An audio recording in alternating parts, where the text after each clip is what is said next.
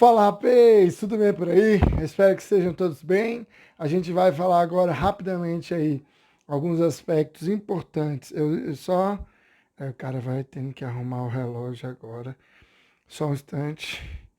A gente vai falando dos aspectos fundamentais, importantes dos pensamentos sofísticos, né? Dos sofistas. Então, a primeira coisa é entender. A gente vai falando aqui para poder tentar fazer um paradoxo paralelo entre o que realmente ocorria e o que a gente gostaria que ver. E muita coisa é relato, muita coisa não chega completa do que realmente foi escrito. Muitos dos sofistas são retratados por outros autores, né? Então a gente tem alguns exemplos aí do Aristóteles falando, do Plotino, de pensadores depois, né? Até na Idade Média. Não tem tanto pensamento. Um dos que ficou mais registrado foi o Protágoras, que depois nós vamos falar bem direitinho. Então, o que eu gostaria que você entendesse aí nesse primeiro momento? Ó, a gente comentou já algumas coisas, mas é legal lembrar do seguinte. Primeiramente, o sofista é aquele cara que tem um conhecimento, ele tem uma habilidade, ele tem, não fica muito claro como, né? Mas ele sabe ali se portar, sabe falar, sabe muitas coisas ali. Por ele não ser muitas vezes ateniense, ele tem uma certa dificuldade, entendeu? Ele vem de outros lugares. Então, muitos livros você vê a ideia de que os sofistas são professores viajantes. Professor no sentido de ensinar, no sentido de ensinar, mas na verdade nem isso significa, porque professor está ligado ao pedagogo. Pedagogo é o escravo que conduzia a criança, era o escravo que ensinava. Daí peda, né, de criança e gogo, de conduzir, de mostrar, de ensinar. Então, o pedagogo ele vai ser o que educa. Então, quem é que é o sofista? Então, o sofista dos sofos, o sábio. Então, o cara que tem a sabedoria. A sabedoria dele está onde? Na fala. Então, é diferente da sabedoria que a gente procura na filosofia, porque aí você tem a sabedoria de conhecimento geral de tudo, de práticas, de valores, de muitas coisas importantes. E os sofos ali, a sofia está ligada, nos sofos, no caso do sofista, está ligada à ideia mais de você pensar na habilidade, na argumentação, ou então na retórica, no convencimento. Essa é a diferença básica.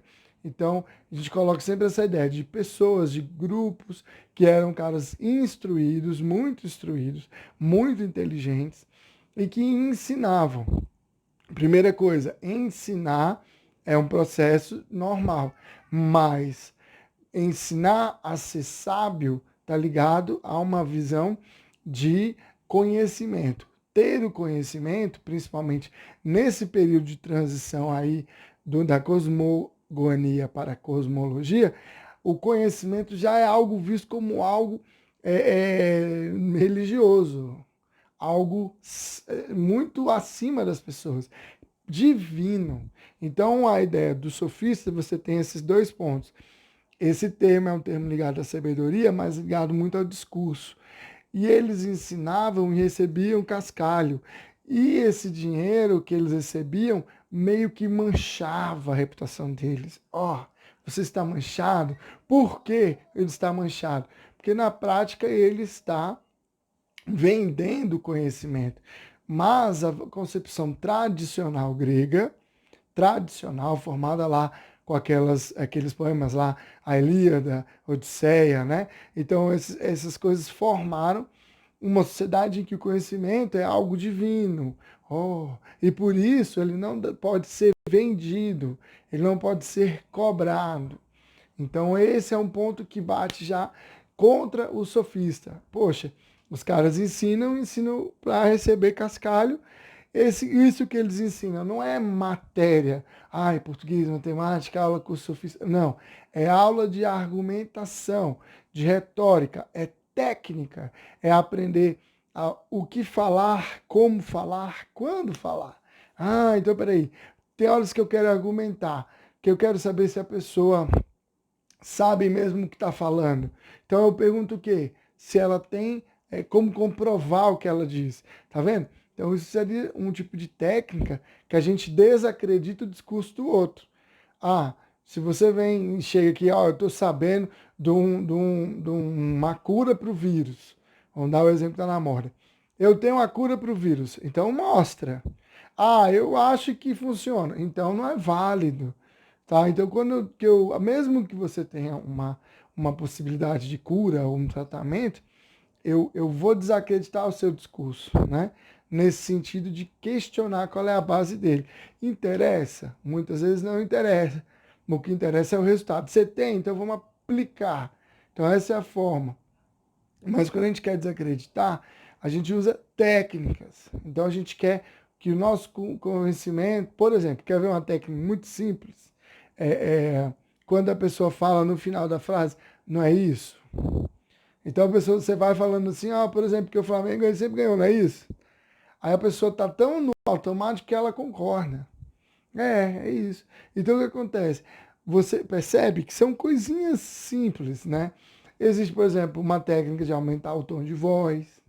Aí começa a falar mais alto. Aí a pessoa vai ficando ali, né, assustada, né? Mas na verdade não é para ver quem fala mais alto, é para ver quem fala o argumento melhor. Mas a questão é que os sofistas ensinaram para os indivíduos que estavam na Grécia, principalmente em Atenas. Atenas é o principal ponto. Por quê? Porque lá tem a democracia. Então a democracia nada mais é do que a possibilidade de todo mundo participar. E a maneira de todo mundo participar hoje, e hoje menos, né? Mas ainda tem hoje, é a possibilidade de dizer o que pensa. Só que para você dizer o que você pensa, tem que estruturar.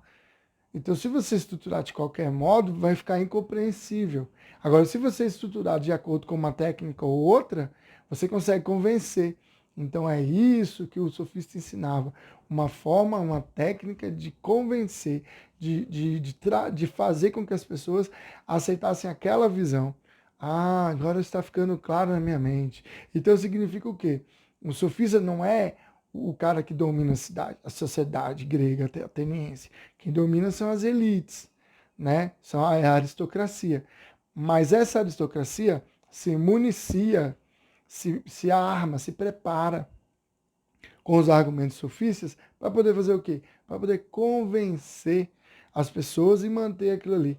Então, manter aquele tipo de dominação. Então, é isso que eu quero que você perceba. Então, o sofista, ele vai trazer uma visão da artificialidade do mundo. Ou seja, o mundo que a gente conhece, ele é desenvolvido, ele é criado, ele é construído. Ah, então significa o quê? Que a nossa hierarquia social ela é construída. Ela não foi imposta. Não foi um Deus que falou, "Oh, agora você vai ficar aqui."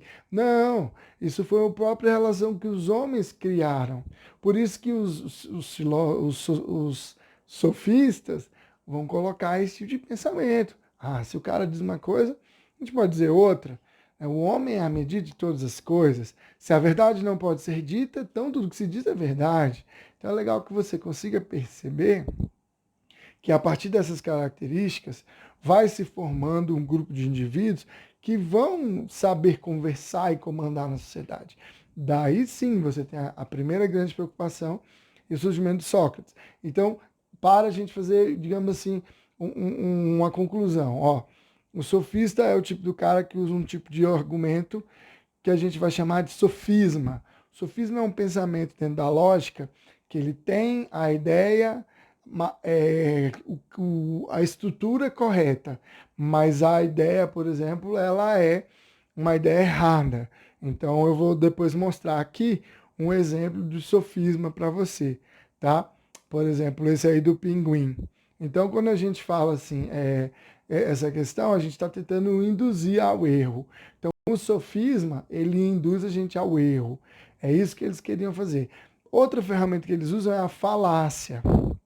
Então, a falácia é essa forma de pensamento de impor, de quebrar a estrutura lógica e fazer o convencimento. Então, você tem argumento contra o homem, argumento pelo uso da força, argumento de petição do princípio, e tem vários. Depois eu vou colocar uma lista para vocês.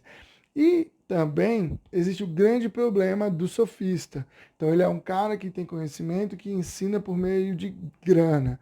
Só que ele não tem uma preocupação moral.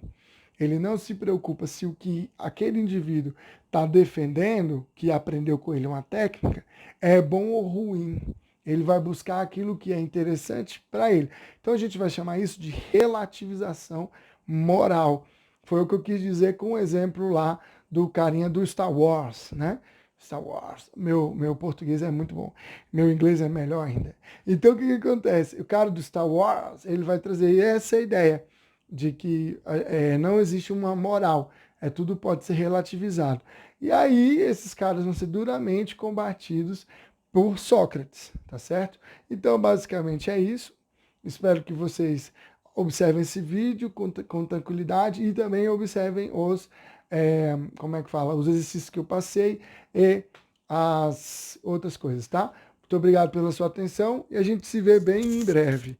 Até mais, abraço!